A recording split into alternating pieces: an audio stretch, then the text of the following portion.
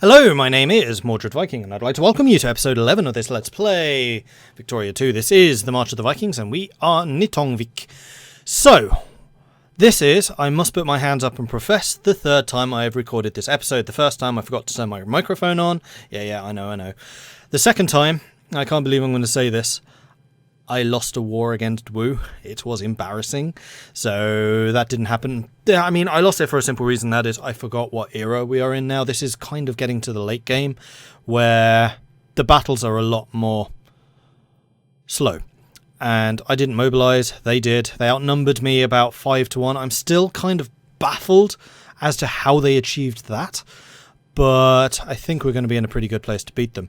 I have learned a couple of things, though, in the meantime. First of all, I wanted to point out that someone was saying that the culture line had some ways of beating rebels. This is very much a two-edged sword, because here in Nationalism and Imperialism, you'll see that separatism plus 50%, nationalist rebel organization game plus 33%. That is our biggest danger, because we are an Icelandic nation in a majorly Chinese area.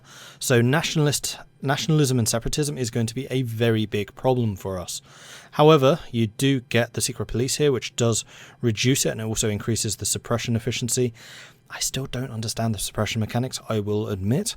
I'm pretty sure I could be using it better, or rather using it at all. It's just the fact that you can basically delay the inevitable, so you can make them not attack now, so that they attack you even harder next time. It just seems like a really bad trade-off. Then we have revolution and counter-revolution, which adds even more, and also war exhaustion and things like that. So I think we probably will go up this chain. The other one that we want to get is military logistics, because it increases your army's organization and also the mobilization size, and that is going to be very important, especially because it seems that Wu can just generate troops out of their arse. I mean, look how big they are. They were attacking me with stacks of like 200,000 men, and this was after I had raised my armies. So what we're going to do is we are going to just surround them. Oops, let's get you two here, group, and then go to there.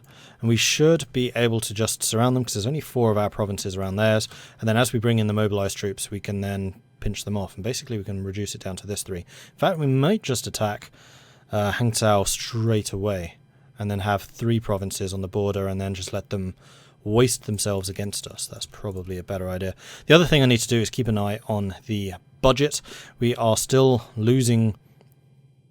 Well, it's not so much we're losing, it's the artisans are being absolutely beaten up right now. And that's just because they're obsolete.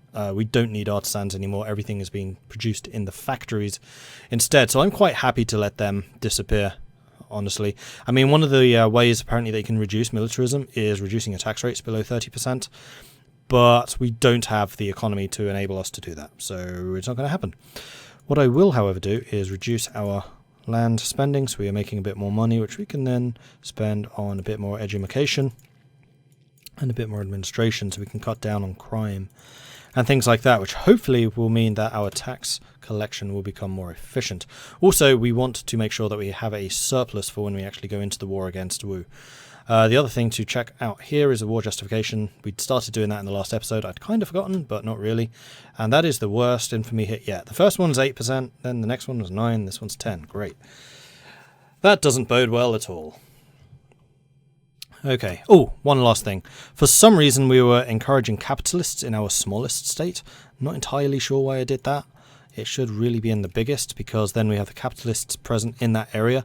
They will then build factories in that area and encourage, basically we'll have more population pool from which to create craftsmen.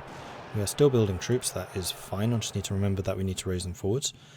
Ning nationalists. I mean, our troops should still be on fight rebels. Oh, you're not.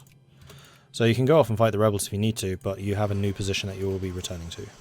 That's fine. Alright, cheap steel is almost done. Excellent, there we go. So at this point, I think I'm going to go down the state and government route. We'll get some more national focuses, which is good, and also hopefully we'll get some more of the rebel fighting abilities, which we can then use. In fact, let's have a look at the rebel movements. See, we have 100 suppression points. I'm going to try this. Ming liberation, Meow liberation, suffrage movement, minimum wage mercy. These aren't bad. It's these that I want to kill. Suppressing these doesn't seem like a particularly important thing to do. Right now, the nationalists aren't the big issue. I think I am going to switch to the Radical Party. This does definitely increase militarism by about 1% each time I do it.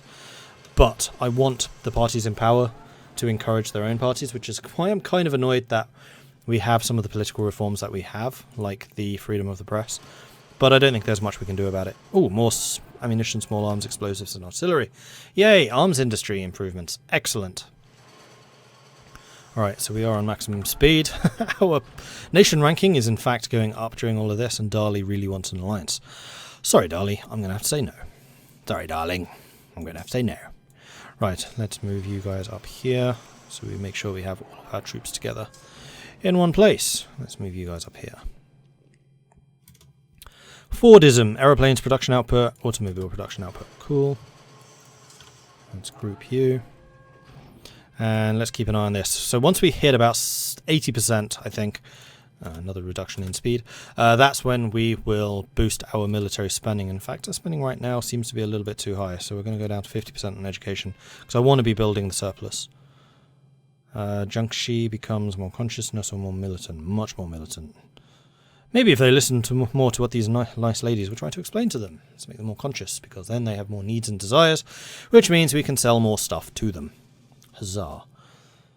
But yeah, the middle class is just being absolutely gutted. Look at their revenue compared to the poor classes right now. It's pathetic. But that's fine. Ooh, who's this? The Shun dynasty. That's you guys, isn't it? You're allied with Siam. I mean, Shun is probably one that I should be going after, so we can consolidate more of our holdings here in China. I mean, I have to say, the area that we have right now is pretty rich in Hearts of Iron 4, so I think in Hearts of Iron 4 we will have something of a golden age. Victoria time, however, has definitely not been kind to the Chinese Vikings. Although, I'm kind of tempted to play as Scandinavia and just have this massive empire that you have to kind of worry about and try and unite somehow, and disparate and horrible. I don't know, haven't quite decided yet. Right, let's get nationalism and imperialism. And then after that we will have to get revolution and counter-revolution so that we can get the secret police and things. Just making sure that's actually available. Yeah, it should be. No, we're going to get military logistics first. Let's get the military going, because we're going to need them in a more short-term type thing.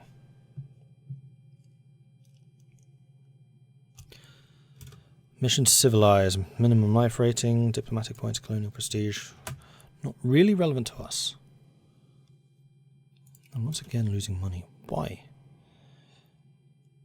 Fine. Reduce education to 45%. Tensions in Jiangxi. It's ours, clearly. Oh, and we have another thing that we can do here. Let's have a look at how many capitalists we have. You have 2 grand, there are 400 of you. I think that's probably enough. So let's start encouraging here. Only 80 of you, we need more. 100 of you, we need more. 0 of you, 118. We do definitely need more in each of these places. Yeah, I think part of the problem that our economy was just collapsing was because we had no capitalists to actually raise the capital required in order to invest in new factories and things, which is the very basis of how a narco-liberal society grows. Alright, how's the diplomacy going? Ooh, crap, 88%. We need to militarize and get our stuff in quickly. Okay, so the next step is going to be very, very important, and that is that we cannot let the Chinese through our line. We have to hold that line, and we've already run out of money. Oh well, I guess we'll just be fighting with loans. You guys can head up here. I'll put you in Guangxi, and then choose where to put you after that. Oh, they just got some rebels coming in. That's good. Okay. We have the CB. Let's declare war on them. And hopefully the war goes a little bit better this time than it did last time. Acquire state, Salzu, 100% war score, proceed. Salzu being this northern bit, and then it's just going to be their capital area left. Let's move you there. We'll keep you in defense just in case. You have the massive attack bonus. I'd much rather you were a defensive general, honestly. Right, I happen to know that one of you is an amazing defender. Which of you is it? Benedictson. Let's remove you and put you in here. Oh, where is he? There he is. Nope, there's someone else. Bah, humbug. There he is. Wow, he's really good. And Johansson, there we go, there's the defense 4. So we'll keep you back here to kind of respond wherever we may need you. Where the hell are you going? Oh, right, yeah, and all of you, you're not hunting rebels while you're actually fighting this war. Thanks. Okay, let's see if they counterattack. Oh, I do need to mobilize. Let's make sure we get that going. Otherwise they will just drown us in troops. And that won't be pleasant for anyone. In fact, they can't get to here. So I could launch an offensive to try and take this. And then that would allow us into their capital. Let's shift these troops around here and we'll just throw a big army at this group there. So you lot need to have a good attacking general. Attack 3, attack 4, that'll do. And I've just left a spot open, which we will need to go and defend. Also, they are counter-attacking. Okay, never mind. Let's make sure that we have enough troops. I mean, you should be able to hold easily. You should be as well. I mean, we are being defensive here. You'll win that fight easily, and then we can send you to go and reinforce that unit up there. You are taking lots and lots of casualties, which I am not appreciating. Right, that's that first battle done. Let's grab the stronger one and send you up here. Yikes, you are losing tons of troops. See, this is what I mean by them just getting a ridiculous number of men. Somehow. I still don't understand how they do it, considering how big they are. How are they getting so many troops? It's ridiculous. Right, fresh units have arrived. That should make a big difference. I could split you in half and send you, but we still have to worry about them. Yeah, see, we're losing 3,000. Why? Do you have an... No, you have an attack too. Why am I not getting the +4 defense? What? Oh, because this is an attack. Son of a bitch, that's why. Yeah, you're going to need to send in some reinforcements.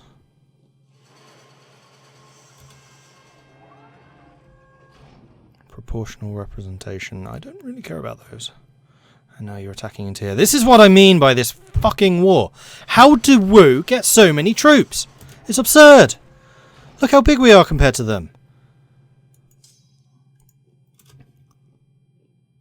Oh, it's just infuriating. I mean, we're about to win this fight, but if I give up either of these territories, then they just come flooding in. And we're about to lose that. And once they're in, we can't block them. We will not have the troops to beat them. And look, we have 18,000 men left. They have 190-odd thousand. How the hell have they done this?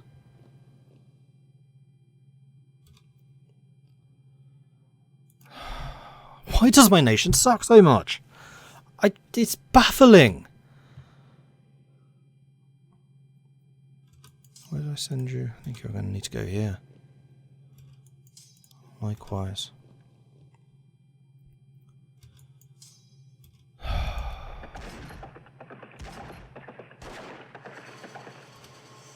Oh man. That's it. Open the floodgates. They're in. And because we have no forts, it takes them no time to siege anything. Alright, fuck this. I'm just going to load the game. Hopefully there's a decent autosave. I think the problem was that I attacked them. But you see, see what I mean? It's ridiculous. There is no way that they should be able to raise that many troops. So how do they do it? How?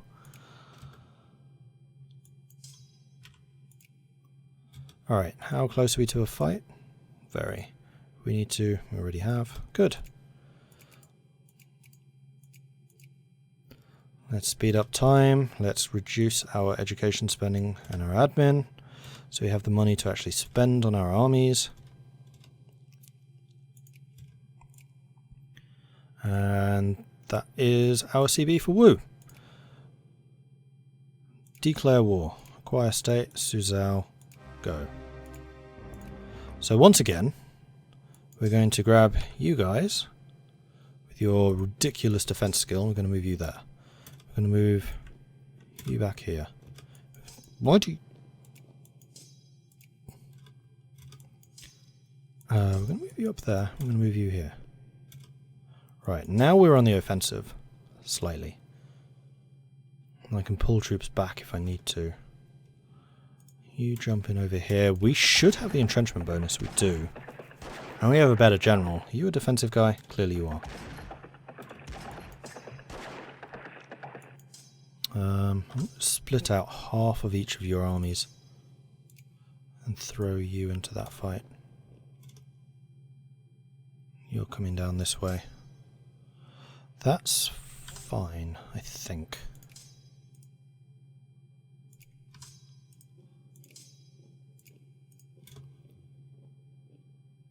Oh, I didn't mobilize this time. That was my fault. See, again, they are raising ridiculous numbers of troops. How? How do you do it? We're winning this fight easily. These two lines just need to hold until further troops can arrive.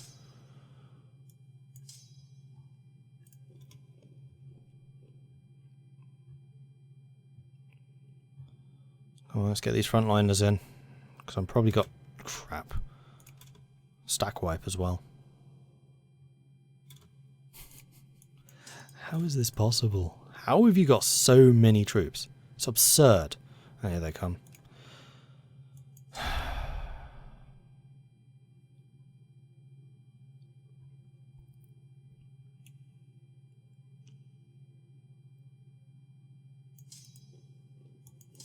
You stay there. We'll see if we can win that siege. Oh, there's no siege to win.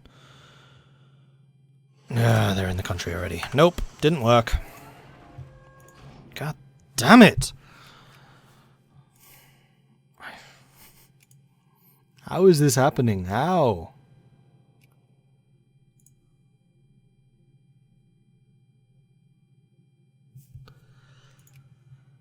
Alright, let's try that again, shall we? You won't be needed. You can head over there. We will just... I'm not going to be so aggressive and go into there. We're going to consolidate our troops as far as we can. And if they attack us, they attack us.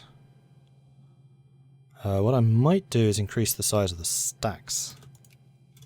Right, that's the CB.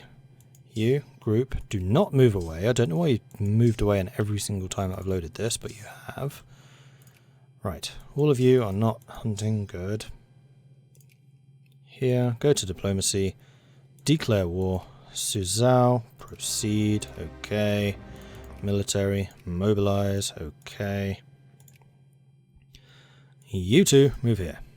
You two, move here. Yeah. We're going to have to just suck the attrition. There's not much I can do about it. And here they come.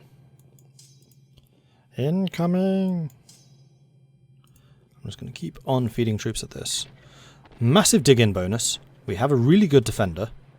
So we should be winning this fight. There we go, we're winning this one. But they just keep on throwing troops at us.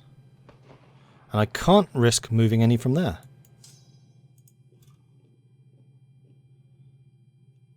Now, at least the numbers are a little bit more conducive to our victory this time. And look at the organisation go down.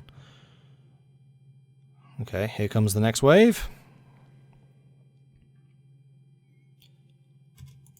Well, we seem to have gotten a lot luckier this time. We don't have the dig-in bonus anymore because we keep on feeding our own troops in.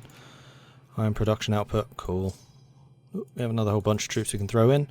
Throw them in! Also, you can split to there and to there. And we'll need some troops over there, but we can sacrifice them from here, I think.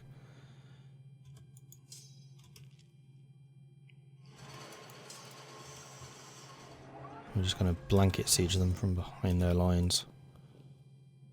So long as we win this fight. We still have sufficient troops, so I think we will.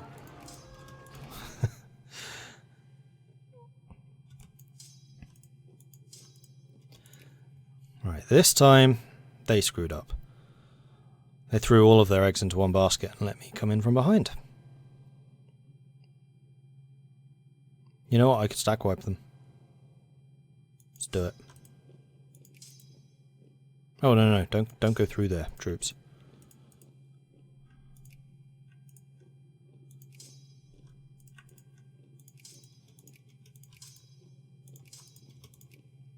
Do that. Quickly. Oops. Because so long as you have their unit completely, or the battle completely surrounded by friendly units, they cannot retreat and they just get stack wiped. As long as we win the battle, which we should. Yeah, we should easily.